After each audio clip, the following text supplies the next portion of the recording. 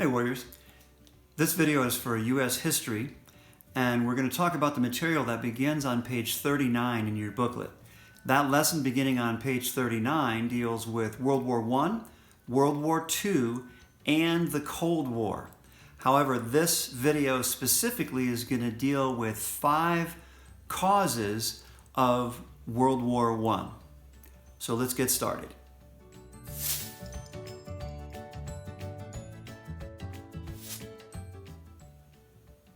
The first cause I'd like to talk about is mutual defense alliances.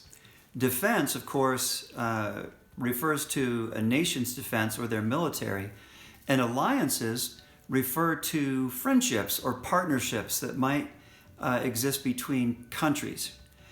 So the idea here is that, especially in Europe, where countries were so closely located in relationship to one another, many countries made deals with one another. They would say, hey, if I get in trouble, will you have my back? And the other country would say, yeah, I'll have your back. If we get in trouble, you have our back? And the first country would say, of course we will. So they form a partnership or an alliance that way. And so if you pick on one country, the other country is going to come to their defense or to their aid. And in Europe at the time, there were a number of these alliances that existed. For instance, Russia and Serbia, and we'll see the importance of Serbia a little bit later, Russia and Serbia had one of these partnerships or alliances. Germany and Austria-Hungary had an alliance also. France had an alliance with Russia. Britain and France, or England and France, had that kind of relationship or alliance with the country of Belgium. And Japan had an alliance or a partnership with Britain or with England. And so there were a number of these alliances that existed. And so when World War I begins with a simple assassination that we'll talk about later, what it turns into is a number of countries coming to their friends' aid. Okay, though one of those countries who they have an alliance with ends up getting involved in World War I, and so they're pulled into the conflict also. So the first cause of World War I becoming as large and as significant as World War I did is these mutual defense alliances.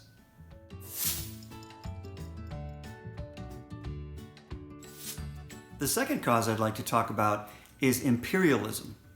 And imperialism is an idea that suggested that if a country or an empire wanted to increase its strength or increase its power, they would do that by bringing additional territories or lands under their control.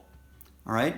So this idea of kind of gathering up land and often occupying it or maybe colonizing it like England did initially with the 13 colonies in North America.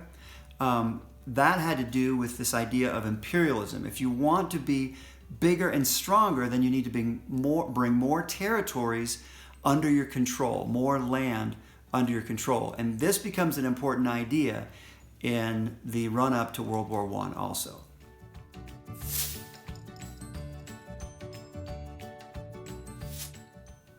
The third cause I'd like to talk about is militarism.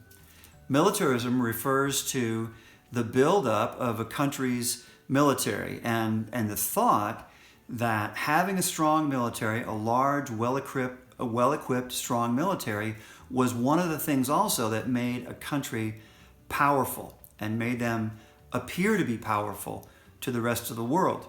And so in an old school sense, your military used to be the number of soldiers you had and maybe the number of horses that you had and maybe the number of cannon that you may have had.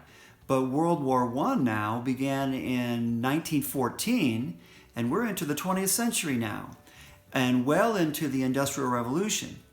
And in addition to all kinds of convenient home appliances and business tools and things like that were being invented, new weapons and new weapons technology was being invented all the time now too.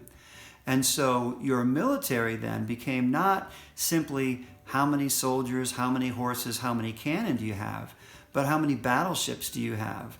How many men do you have that are ready and trained to go to war? Airplanes begin to be used in World War I. Weapons that would fire more than once before they had to be reloaded began to be used. Chemical warfare began to be used.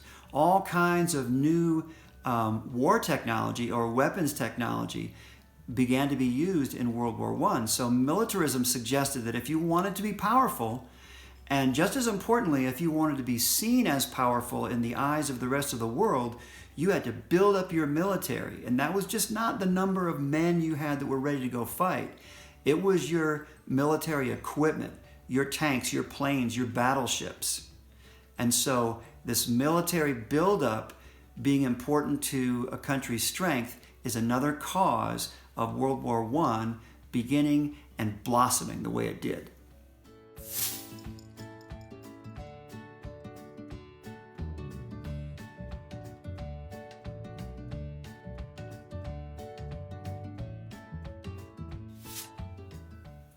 The fourth cause I'd like to talk about quickly is nationalism. And I simply want you to understand the difference between patriotism and nationalism in an effort to define what nationalism is. Patriotism is typically defined really simply as something like a love of your own country.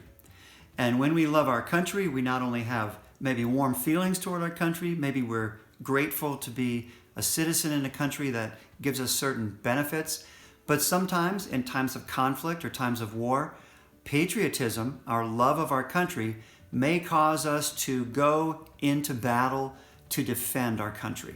That's patriotism, and we understand typically what patriotism is.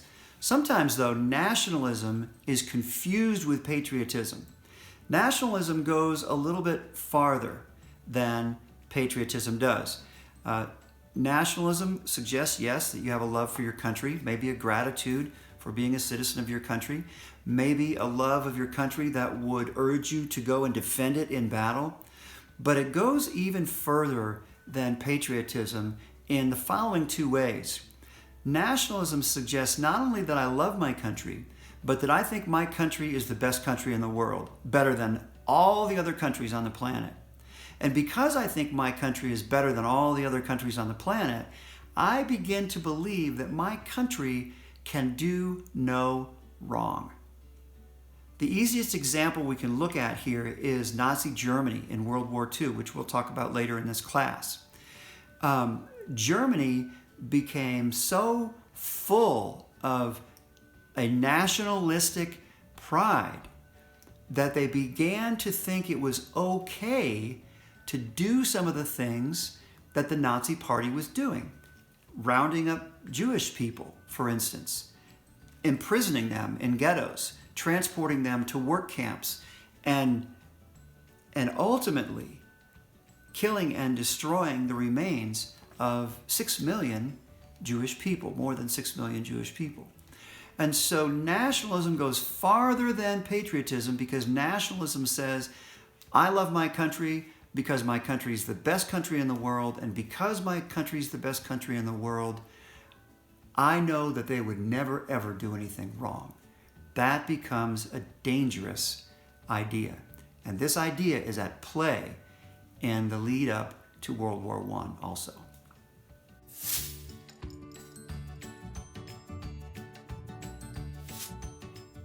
Finally, the fifth cause of World War I is really the initiating event that kind of got the whole thing started.